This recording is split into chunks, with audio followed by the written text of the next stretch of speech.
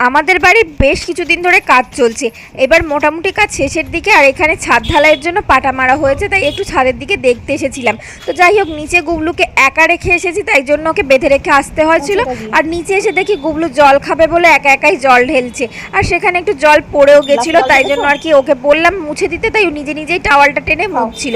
তারপর আমাকে জলটা দেখিয়েও আর কি খাওয়া শুরু করে দিয়েছিল। তারপর একটু বায়না করছিল, তাই জন্য একটা লজেন্স ওকে দিয়েছিলাম, সেই লজেন্সটাই ওর কি খাওয়ার চেষ্টা করছিল।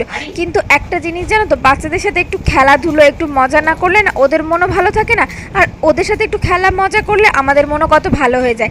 আর দেখতে পাচ্ছ গুবলু কি সুন্দর ম্যানার্স শিখে যাচ্ছে, একটু একটু করে কাগজটা কি সুন্দরভাবে বাইরে ফেলে দিল। তারপর আমি বেশ কিছুক্ষণ ওর সাথে খেলা করছিলাম।